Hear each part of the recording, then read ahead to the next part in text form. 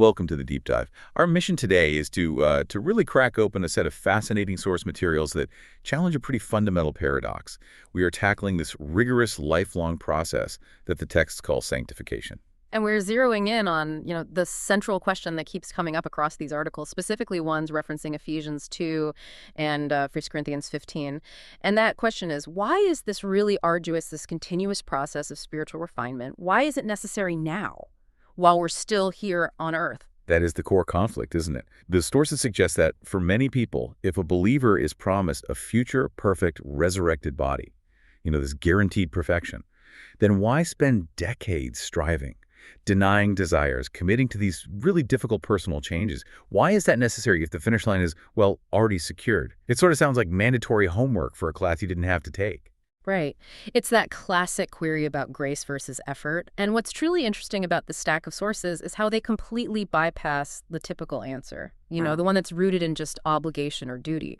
Instead, they present this perspective that's much more complex, much more layered. It radically shifts the focus from something you have to do to intimacy and corporate purpose, something you actually want to be part of. Okay, I think we have to start by redefining the term itself. Because for a lot of our listeners, sanctification, it can sound like a dusty old theological term, or just another way of saying being good.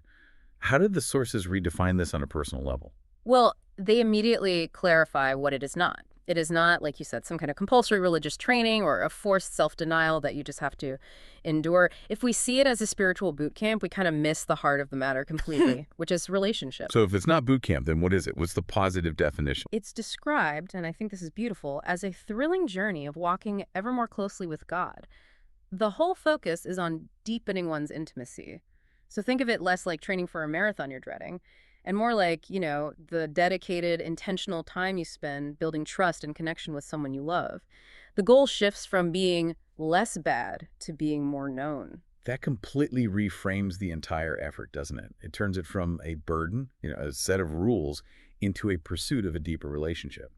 If I approach this moral growth not as avoiding sin, but as clearing away the debris that's blocking my connection, the whole motivation just flips. It goes from fear of punishment to joyful pursuit. Exactly. And that shift is absolutely crucial for sticking with it. But then, okay, if we accept that the purpose is deepening intimacy, it immediately raises the next logical question, which the sources definitely don't shy away from. If we all reach heaven and everyone is perfectly saved, won't everyone just sort of become the same in the end? Why strive to maximize that intimacy now? Yeah, that's the intellectual challenge. If the destination is uniform perfection for everybody, what's the point of different levels of effort right now?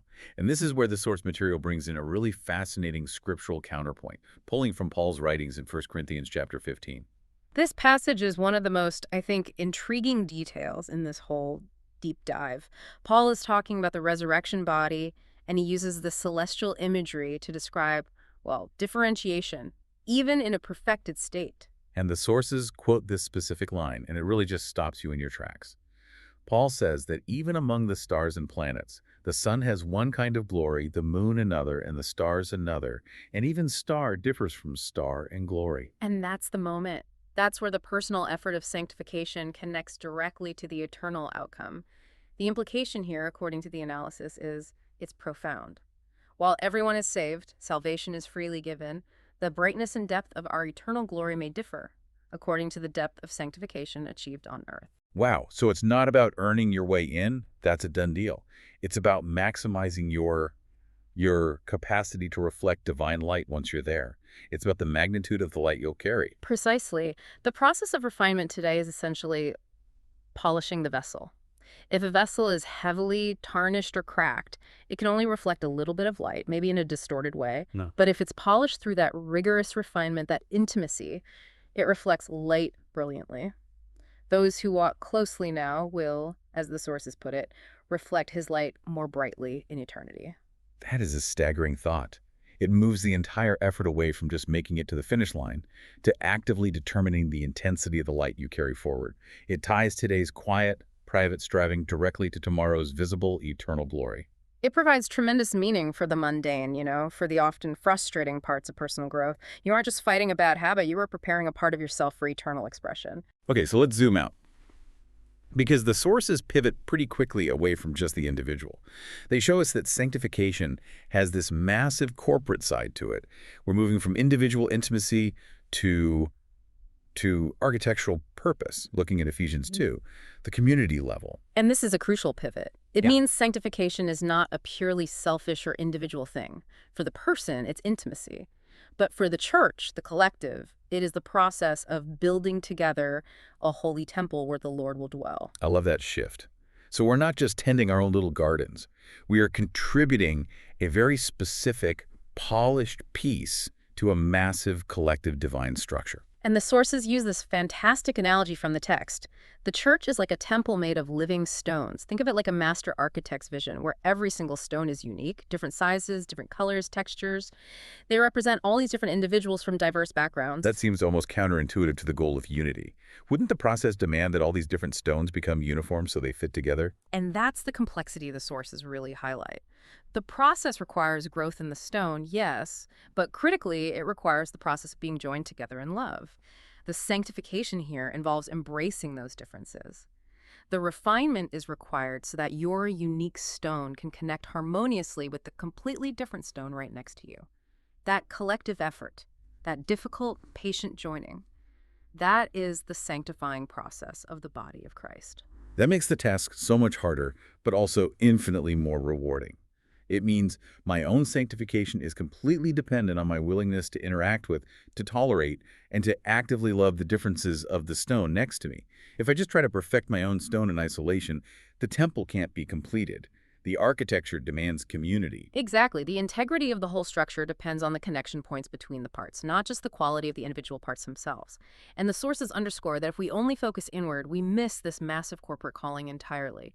This corporate sanctification is the dwelling place of the divine presence. So if we synthesize all of this, the personal intimacy, the eternal glory, the corporate architecture, what's the ultimate goal? Why does God require this profound collective effort? What's the big picture payoff? The overarching goal, according to these sources, is monumental. God sanctifies his church to build a secure, unified dwelling place for his presence. And the payoff is visibility. When the community is truly unified in love, when the living stones fit together despite their differences, the world outside will behold the radiant light of God's love through it. So corporate unity is mission critical. It's what makes God's love visible, maybe even undeniable, to a watching, skeptical world. And the ultimate fulfillment of this whole project is tied to one of the most dramatic images in these texts, the wedding feast of the Lamb. Sanctification is described as the church's loving preparation for this event. It's preparing the bride. It's moving from construction to adornment. Precisely. It reveals sanctification as a divine calling for the whole community of believers.